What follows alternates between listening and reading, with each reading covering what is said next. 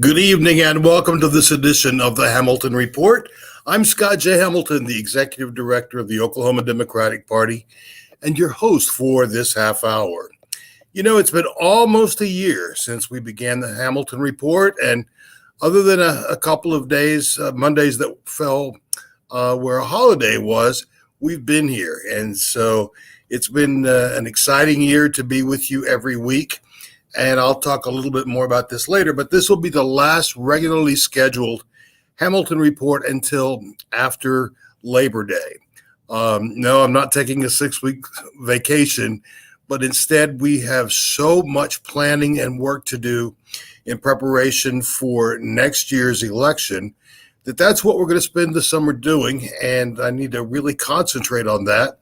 But don't fear, we'll be back right after Labor Day on a regular basis. Wanted to mention that the reconvene of our state convention to finish up all of our business, including the election of 2 affirmative action officers, will take place on July 31st. It will be at the Grand Casino in Shawnee. It's a beautiful space. We'll have plenty of room to socially distance in the room.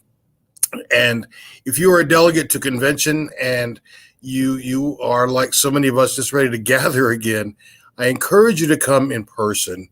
The official call will be going out by Wednesday of this week. So if you are a delegate, you'll be getting all of that information. And I certainly look forward to meeting more Democrats in person and gather together where we can just be in fellowship with each other.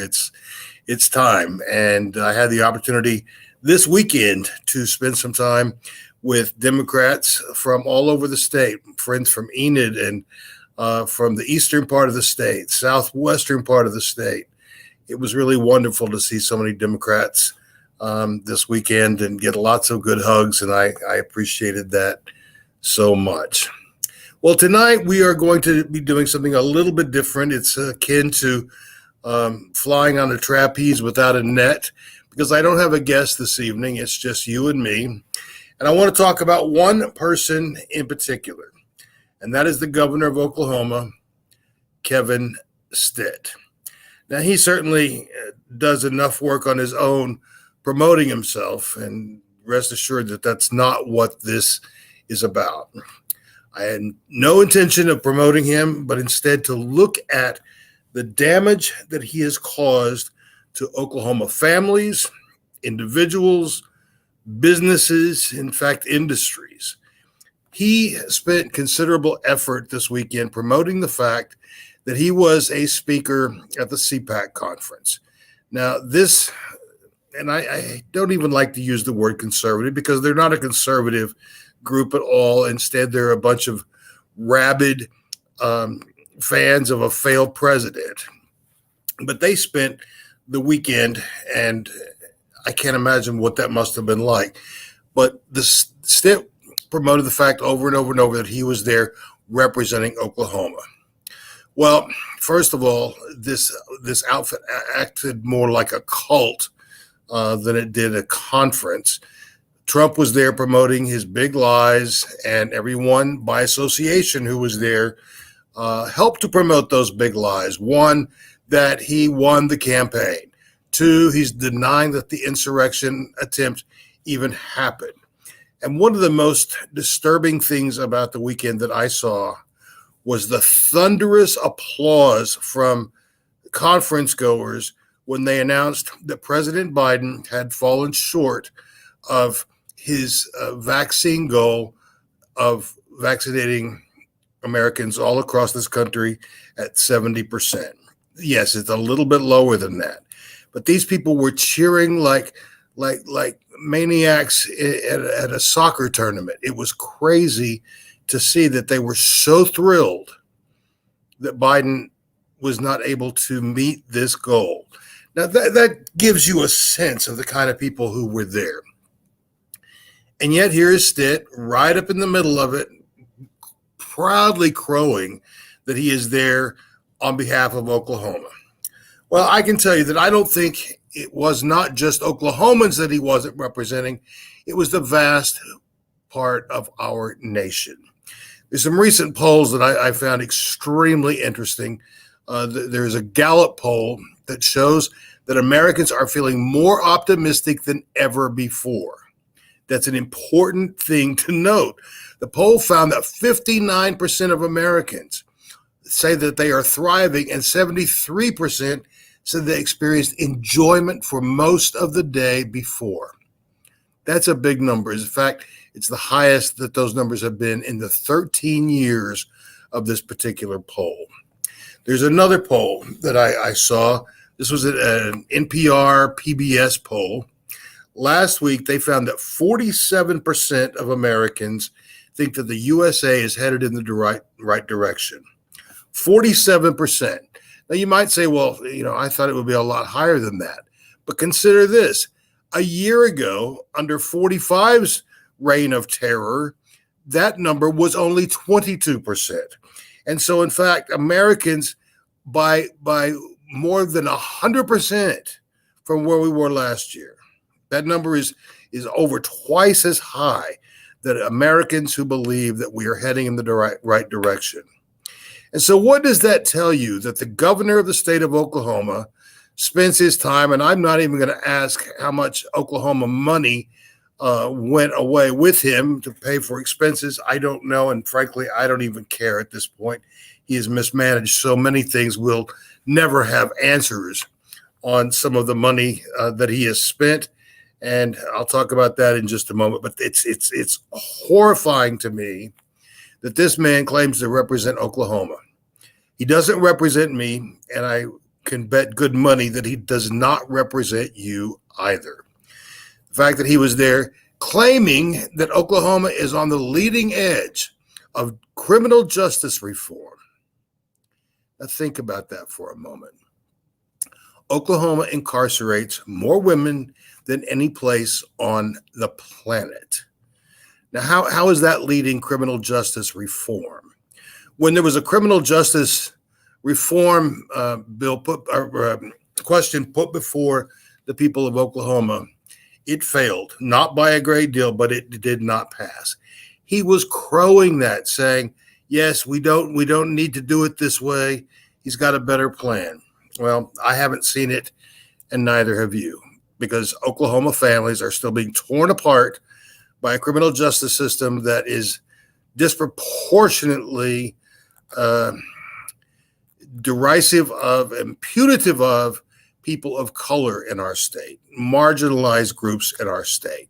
So reform, it's not happening.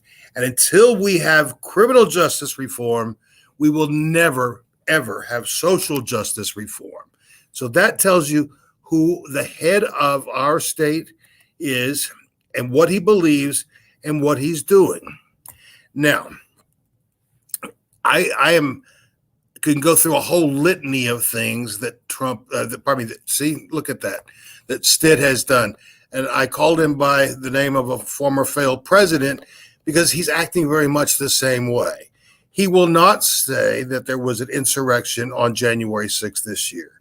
He continues to follow Trump around like a puppy with his little friend. And it's becoming increasingly disturbing because Trump is becoming increasingly unhinged with his lies. So who's there supporting him is our governor.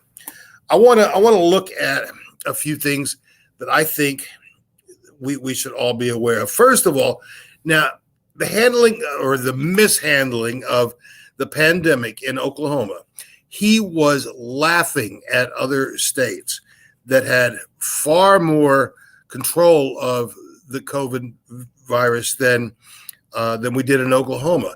He was laughing at them for closing their businesses, laughing at them, deriding them for asking people not to go to church because the gathering together, we know now, as we knew then, was very dangerous for individuals.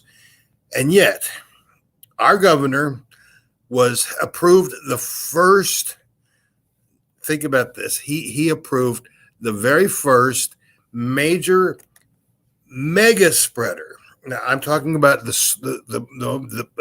super spreader that set this country, this state on fire, and ultimately negatively impacted many other states as well. When he approved Trump's rally in Tulsa, not only was that horrific in terms of coming into the state of Oklahoma, especially Tulsa, on the eve of the remembrance, the 100th remembrance of the Tulsa race massacre. He was there on Juneteenth weekend, and then went on to claim that had it not been for him, most Americans wouldn't even know what Juneteenth is. Well, our governor, his friend, approved that gathering. Well, thankfully, it wasn't the 500,000 people that they claimed would be there. It was a pretty small group. But many of those, including elected officials, returned to their homes and to their home states with COVID. Many of the people who were in that arena got the virus. Now, that was not where Stitt stopped in this process. He continued to deride people. He showed a picture of he and his family dining out in a restaurant, no mask, when everyone else was masking up. And that includes people in Oklahoma City, Governor. But he showed no leadership whatsoever, and in fact continued to make fun of states that took this very, very seriously. He made a bold claim at the CPAC conference. He said that businesses were flocking to Oklahoma from places like California and Ohio. People were flocking to Oklahoma to bring their businesses here. Have you seen flocks of new businesses in your neighborhood, in your town? I haven't. I haven't at all. Now, let's talk about the businesses that he has brought in. You recall that it was recently announced that our state would be the home to an electric car manufacturer. That's a great thing, except that he bribed them to come here with tax promises that are not made public. Now, how in the world can you use state funds but keep that secret? Too much of what Stitt does is in secret. It's in darkness, the cover that he gets in the dark. Well, something's got to change there. In the millions of dollars being spent to redecorate, remodel the governor's mansion, he has secured from people working on that effort that they can't disclose anything about the experience. So they have non-disclosure agreements that they have signed. Friends, it's the governor's mansion. It's not the Stitt plantation. And yet he is acting as if it's all his.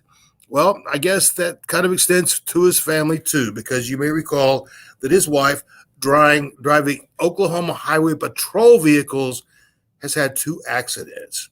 I have no idea what she needs to be doing driving a highway patrol vehicle.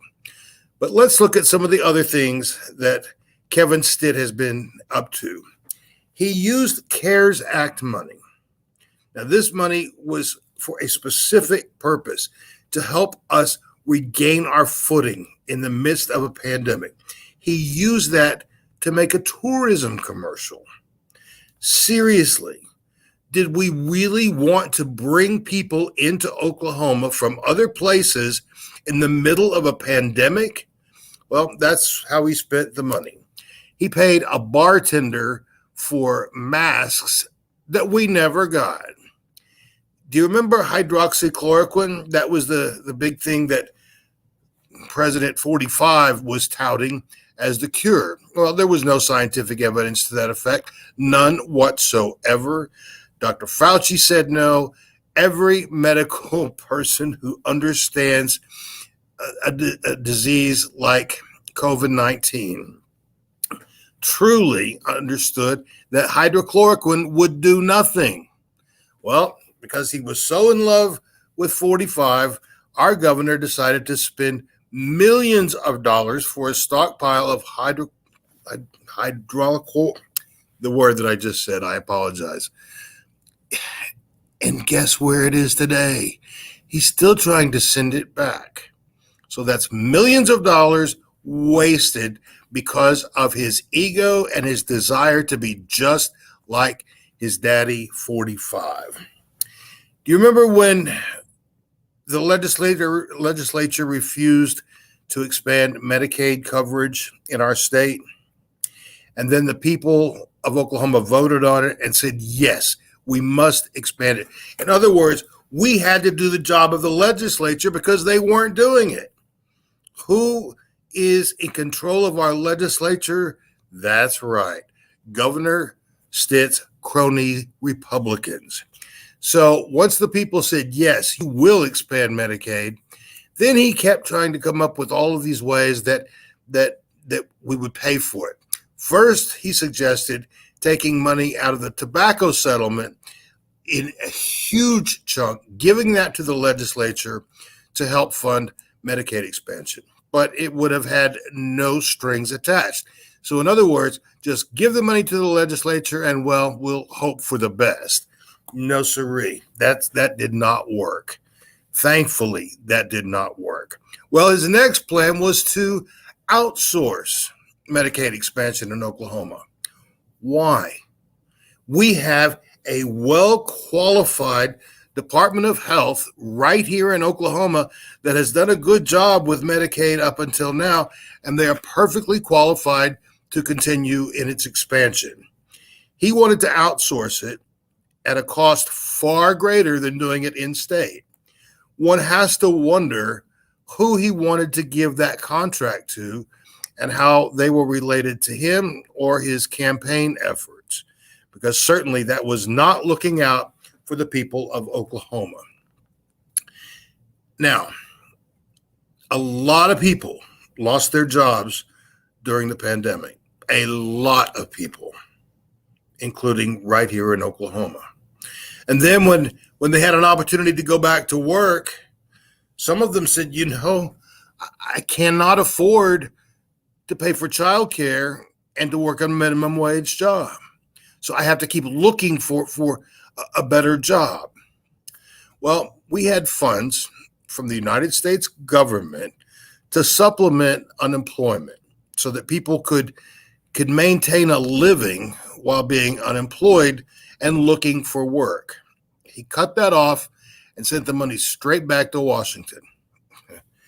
I can't tell you how infuriating that is and how desperately people right here in Oklahoma needed that money. He said, no, it's just an encouragement for them to stay home and not work. Clearly, he has never been in a position where he had to scrimp and save and do everything within his power to make sure that his children were fed, that the light bill was paid, and that the roof was over their head.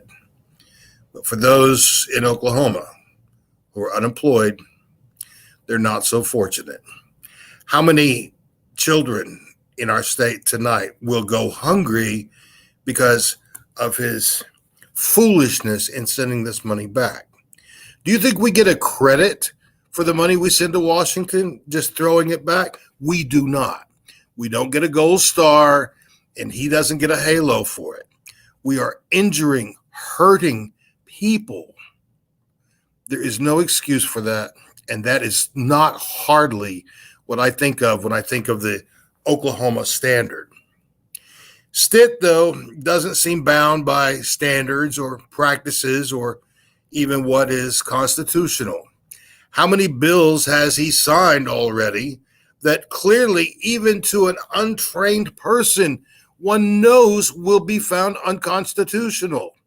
He signs them into the law without any repercussions. He doesn't have to pay to defend it. The legislators don't have to pay to defend it. You and I have to pay to defend some nonsense like that.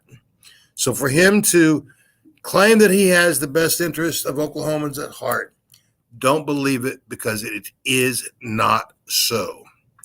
Look at the people that he has put on boards, high-level positions, well-paying positions, friends, family members, business acquaintances. I wasn't offered one of those. Were you? Of course not. It's not just that we're Democrats, it's that we're not connected to Stitt in a way that he would think would be helpful in some way. You know, I could spend hours talking about this man. Look at what he's tried to do with the tribes in our state. He tried to tear up the gaming contracts, the issues over the McGirt decision, and the way that he had a temper tantrum over that. It's, again, if it doesn't benefit him, he's not interested. So how do we call that leadership in our state? How does anyone look at that man and say, you are doing a great job? And yet, on the 4th of July, he posted this picture of himself with a big billboard in the back about eating more beef, saying that in Oklahoma, we believe in freedom. Yeah, except freedom to, I don't know, teach history, freedom to raise the quality of public education. Oh, no, we can't do that because he decided that we would spend half of our education budget on private schools this year. Let's see, what else? Freedom from evictions. Nope, we're not going to mess with that in Oklahoma. How about freedom from being arrested and sent to jail for a long time for something that was a minor infraction? No, we can't have that freedom either. Freedom from gun violence? Oh, no. In fact, he doubled down at the CPAC conference, saying that Oklahoma leads the way in supporting the blue. I support the blue too, as I know most Democrats do. We have never said defund the police. It's a matter of how we fund the police that matters. His idea is to throw more money at it because then he gets the endorsement of the unions, the police unions, to just keep in lockstep with him. Well, I don't know that that's going to continue for much longer because I think Oklahomans do stand for freedom. But it's not the kind of freedom he's talking about. He's talking about freedom from the government telling me that I have to get a vaccine. Well, it's true. The federal government can't and does not require people to get vaccines. Individual employers are, and the people are having an uproar over healthcare professionals who must be vaccinated. It's not just for their safety, it's for the safety of their patients and their families. People, how many of us have got to die in Oklahoma before someone realizes that science is a real thing? And if you can't believe in God and science, then I wonder if you believe in either one, because, there's something so basic about taking care of one's health. There is something so basic about caring for another person. When he talks about the Oklahoma standard, that's what he talks about. Oh, we help each other after a tornado, just like they do in Arkansas and Illinois and New York. People are Americans, and we tend to help each other when we're in need. But in Oklahoma, yeah, we do pitch in after a tornado, but what about when the weather is fair? What about when it's clear instead of cloudy? What do we do for one another then? Well, if your name is Kevin Stitt, you don't do a damn thing for the people who live and work in Oklahoma. You instead spend your days self-aggrandizing. You spend your days proclaiming that our current president is a demon. Yeah, he knows a thing or two about demons with his lust for 45 and the way that he wants to be just like him. Yeah, there's lots of talk about how Stitt plans on becoming a presidential candidate. I say go, spend all your money, run for it. People did not like 45 enough to reelect him, so they surely will not elect someone like Stitt. But yes, please go. You're not doing anything for us in Oklahoma anyway, Stitt. So yes, spend your money, all of it. I don't care. Just get out of the way. Oklahomans are ready for progress. We're ready to not be the butt end of jokes throughout this country. We're ready to start making the top 10 list in good things, not bad. Imagine being able to brag that we have one of the top 10 school systems in the nation. Or what about we are in the top 10 states in the United States who care for our elderly? Yeah, those are not where we rank really high. Instead, we rank highest in things like depression and anxiety. People in Oklahoma, according to most recent polls, show that we are a state of depressed people, full of anxiety and dread. The fish rots from the head. The head of our state government has had his fun.